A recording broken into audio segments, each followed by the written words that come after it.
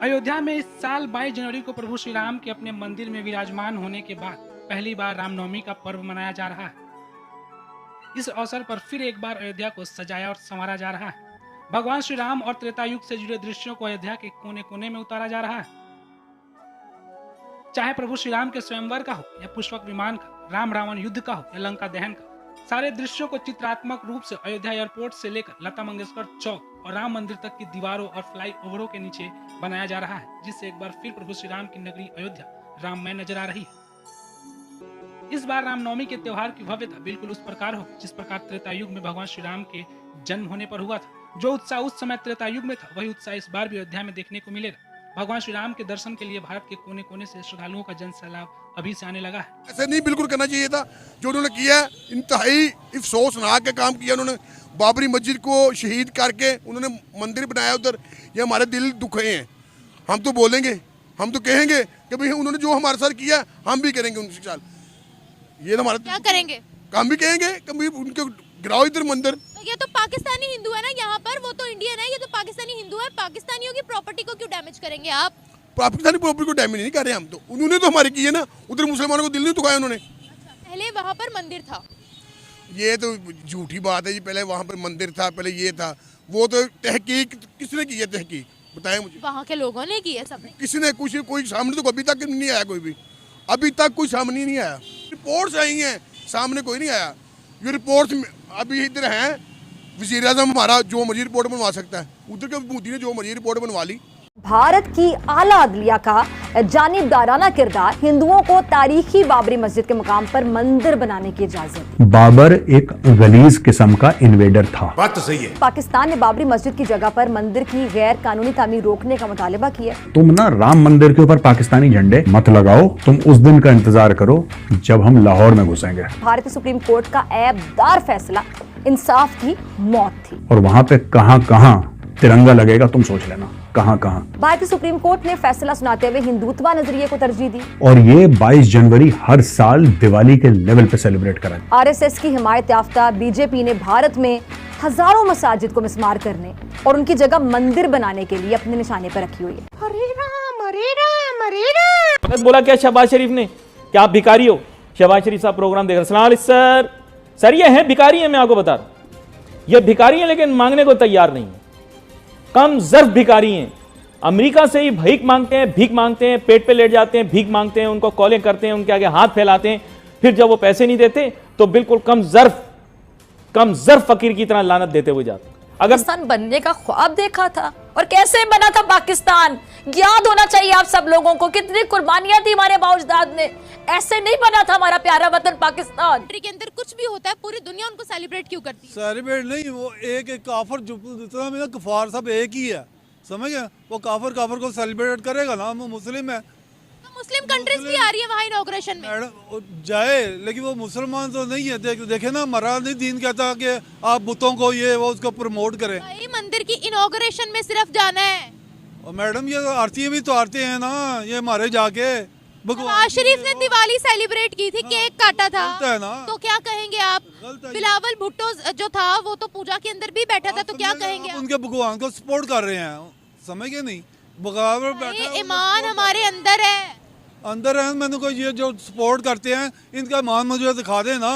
इनको कलमा नहीं आता किसी को। किसको कलमा नहीं आता? किसी को भी नहीं आता जो आप जिनका आप नाम ले रही हैं। देखिए, हम किसी के किरदार पर उंगली नहीं उठा सकते। मौलाना मुफ्ती तारिक मसूद खुद मंदिर का विजिट करके आए थे कुछ अरसा पहले, तो अब वो मंदिर गए थे। हम ये तो नहीं कह सकते कि वो मुसलमान है। हम किसी की किरदार कशी तो नहीं कर सकते ना, उनका ईमान उनके साथ है। तो इनको भी करना चाहिए ऐसे। जो भारत ने तरक्की की, इनकी अपने मस्जिदें बनानी चाहिए बड़ी बड़ी। सारे एक साथ है। अब ना मेरी बात सुने, मुसलमान दहशतगर्द है, यानी मार भी हम खा रहे हैं। लीबिया हमारा तबाह हो गया, इराक हमारा तबाह हो गया, अफगानिस्तान हमारा तबाह हो गया, फ़लस्तीन हमारा तबाह हो गया, तो फिर हम दहशतगर्द हैं। कितना बच्चा मार दिया, कितना कुछ हो रहा है, फिर वो दहशतगर्द है। इनको शर्म नहीं आती? दुनिया की क्या बात करते हैं, मुनाफिक है ये आपकी NGO वगैरह। ये वो अभी मरी हुई हैं, ये आपके जो चैनल है कहाँ पे मर गए हैं जो फ़लस्तीन को इतना दिखा रहे जो दिखाना चाहिए। भारत में कुछ भी नहीं होता। हमारा एक परिंदा चले जाता है, उनका पूरा मीडिया सेम यहाँ पर भी मेरे भाई ऐसा ही है, बकरी बच्चा भी देगी ना तो मुझे लगता है उसके भी कह देंगे कि भारत का हाथ है। ये सब हमारे भी ना उनकी करते दोनों। अच्छा, नेगेटिविटी तो हमारी तरफ से भी बहुत है, ये तो मैंने नोट किया, कम नहीं है, बहुत है। इस चीज को माने।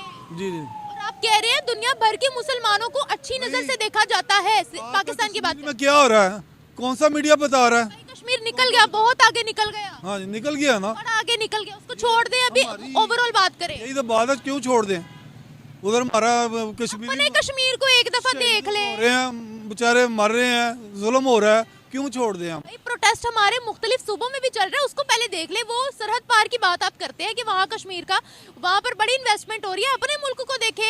अपने मुल्क में बड़े प्रोटेस्ट चल रहे हैं हमारे, उसको सही करना हमने करना चाहिए ना, हमारे सियासतदानों को सोचना चाहिए। हो रहे हैं कि वहाँ पर भी राम भक्ति में सब कोई लीन है। तो बहुत खूबसूरत मंजर था, बहुत भावुक मंजर था, बहुत इमोशनल और बहुत टचिंग मंजर था, जिसको शायद मैं लफ्जों में नहीं बयान कर पा रही हूँ, लेकिन मेरी आंखें और मेरी शक्ल बता रही होगी कि आज पहली बार मुझे एहसास हुआ है कि न्याय हुआ है, और मोदी जी के नेतृत्व में वाकई में हिंदुओं के साथ न्याय हुआ है, सनातनियों के साथ न्याय हुआ है। बहुत पहले होना चाहिए था, बहुत पहले होना चाहिए था। और मैं कोसती हूँ उन नेताओं को जिन्होंने इनको इनकी भक्ति से, इनको इनके भगवान से दूर रखा। मेरा कर्ज लगे ऐसे नेताओं को और ऐसे लोगों को जो किसी की श्रद्धा, किसी की आस्था, किसी के बलिदान को मतलब बहुत मामूली समझ रहे थे। तो जैसे मेरे लिए मेरा अल्लाह बहुत बड़ा है, वैसे ही सनातनियों के लिए उनके राम भगवान बहुत बड़े हैं। तो जैसे मैं नहीं चाहती हूँ कि मेरे अल्लाह को कोई मलाइन करे, कोई डिफेम करे, वैसे वो भी नहीं कभी चाहते होंगे कि उनके भगवान राम को कोई मलाइन करे, कोई डिफेम करे।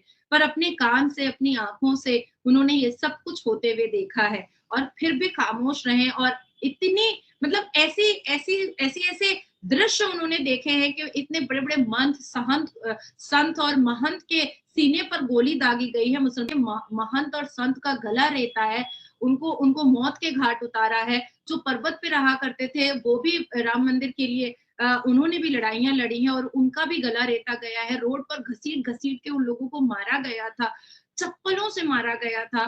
तो मुझे ऐसा लगता है कि इतने बर्दाश्त का मादा सनातनी और हिंदू रखते हैं कि आज भी 14% मुस्लिम भारत में सर उठा करके रहते हैं। और आज के दिन भी अवैसी साहब ने, अवैसी जैसे एक शैतान ने आज भी भारत के प्रधानमंत्री जी के ऊपर नफरत जाहिर करने से वो चूका नहीं है, आज भी उसने नफरत जाहिर की है। तो मुझे बहुत बुरा लगता है कि अगर भारत के प्रधानमंत्री उठ करके ईद के दिन हमारे प्रति नफरत जाहिर करते तो हमें कैसा महसूस होता।